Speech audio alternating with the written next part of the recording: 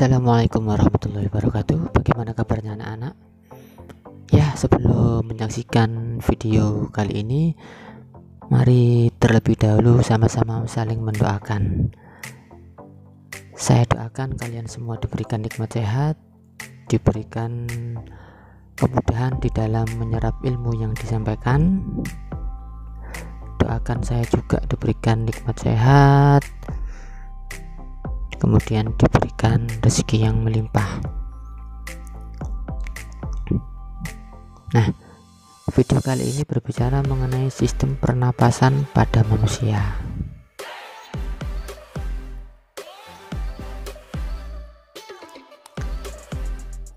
Nah, sistem pernapasan pada manusia ini nanti yang dipelajari adalah macam-macam organ pernapasan manusia apa saja, kemudian bagaimana mekanisme pernapasan pada manusia, kemudian menyebutkan macam-macam frekuensi pernapasan, menyebutkan macam-macam volume pernapasan. Pernapasan atau respirasi, ya, ini adalah proses menghirup oksigen dari udara serta mengeluarkan karbon dioksida dan uap air. Nah, respirasi ini ada dua, eksternal dan internal. Kalau eksternal ini pernapasan di mana pertukaran oksigen dan karbon dioksida yang terjadi antara udara dan gelembung paru-paru dengan darah dalam kapiler. Sedangkan kalau internal ini pernapasan di mana pertukaran oksigen dan karbon dioksida antara darah dalam kapiler dengan sel-sel jaringan tubuh. Nah, organ pernapasan manusia. Nah, ini rongga hidung, faring atau tekak, laring atau pangkal tenggorokan, trakea, bronkus, bronkiolus, paru-paru, alveolus, ya. Nah, ini urutannya, ya. Itu organ-organ pernapasan pada manusia.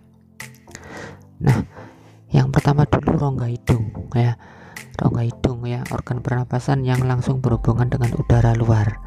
Hidung dilengkapi dengan rambut-rambut hidung, selaput lendir dan konka. Rambut-rambut hidung ini berfungsi untuk menyaring partikel debu atau kotoran yang masuk bersama udara. Nah, selaput lendir ini sebagai perangkap benda asing yang masuk saat terhirup, ya, melalui proses pernapasan, misalkan debu, virus, bakteri. Nah, sedangkan konka ini mempunyai banyak kapiler darah yang berfungsi untuk menyamakan udara yang terhirup dari luar dengan suhu tubuh atau menghangatkan udara yang masuk ke paru-paru.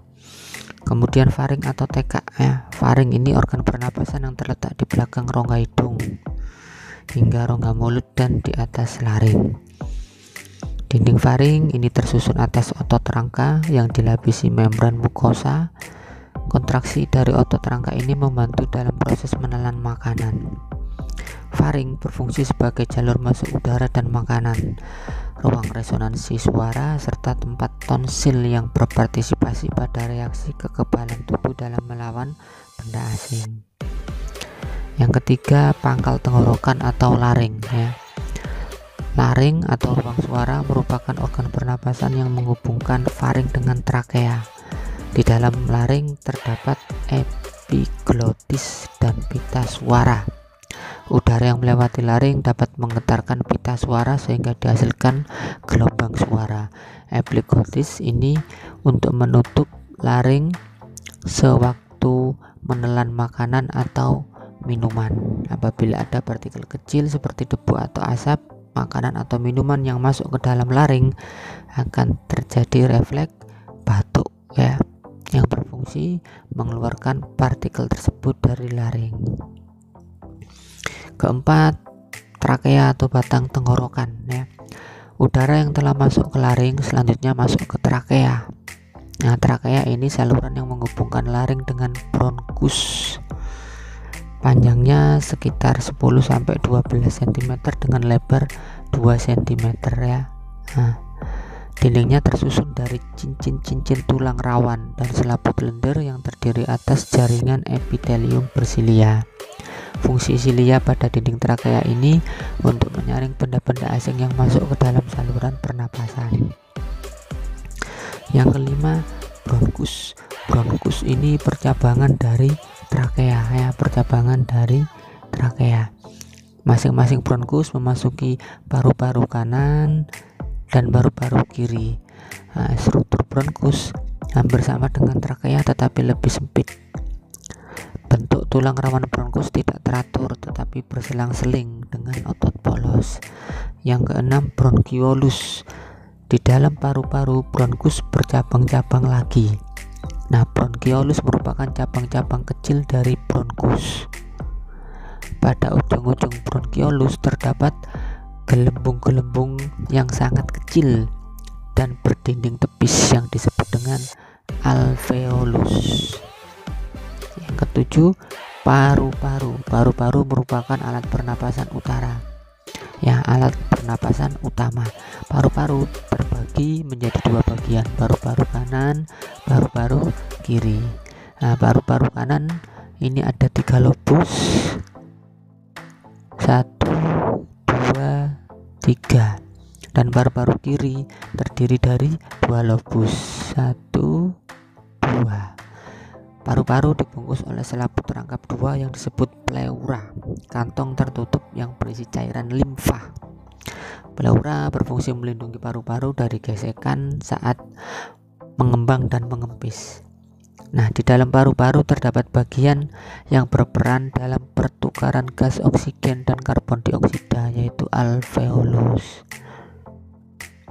Yang ke-8, alveolus.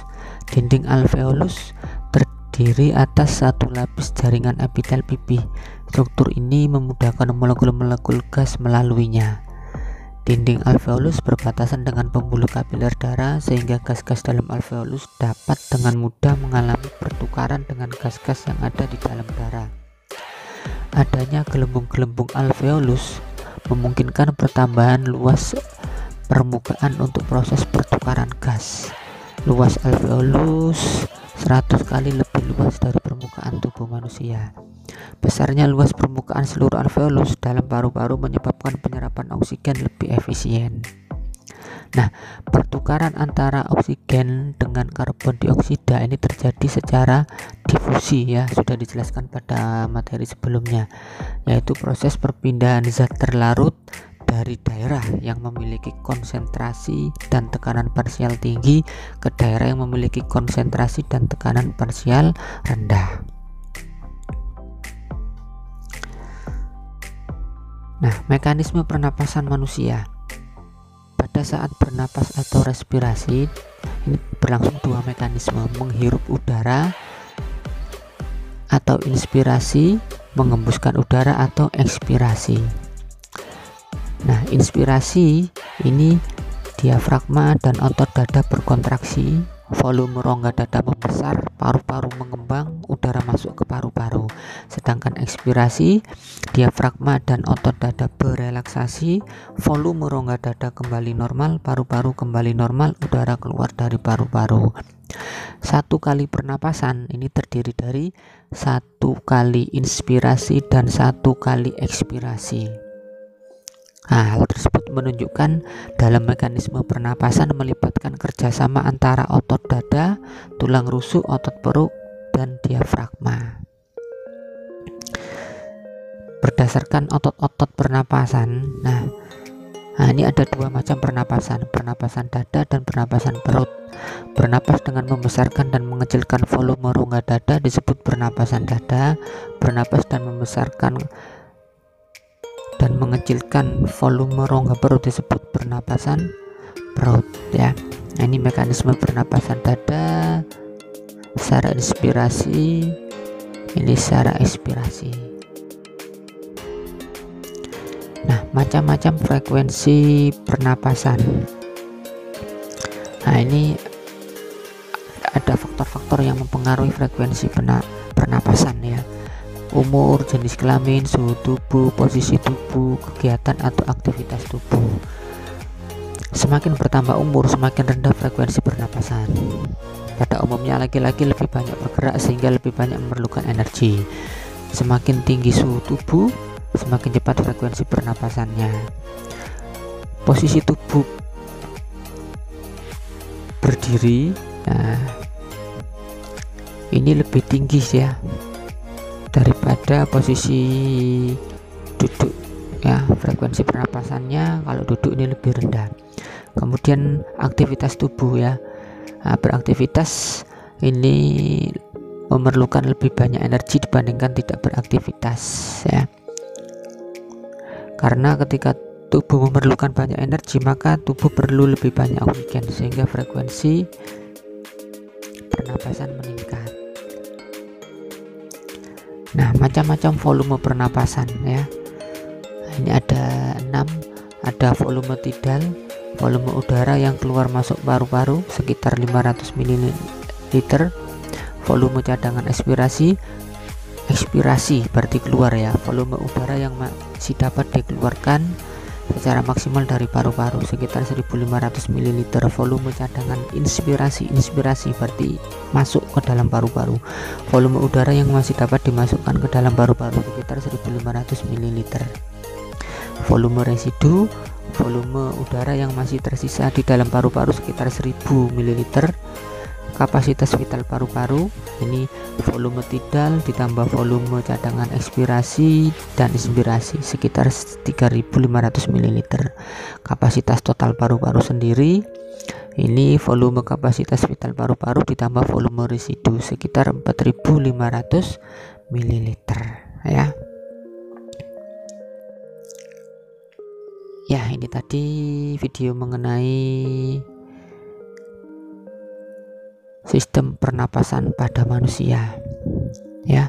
Nah, semoga kalian bisa memahami macam-macam organ pernapasan pada manusia, bagaimana mekanisme pernapasan pada manusia, kemudian faktor-faktor yang mempengaruhi frekuensi pernapasan itu apa saja, dan macam-macam volume pernapasan pada manusia ya. Nah, mari kita selalu bersyukur ya, kita selalu diberikan udara, kita bisa menghirup udara, oksigen, dan mengeluarkan karbon dioksida ya. Ya, maka dari itu jangan lupa untuk selalu bersyukur. Baik, terima kasih atas perhatiannya, semoga video kali ini bermanfaat untuk kita semua. Jangan lupa bersyukur ya, supaya kita selalu bahagia. Sekian, wassalamualaikum warahmatullahi wabarakatuh.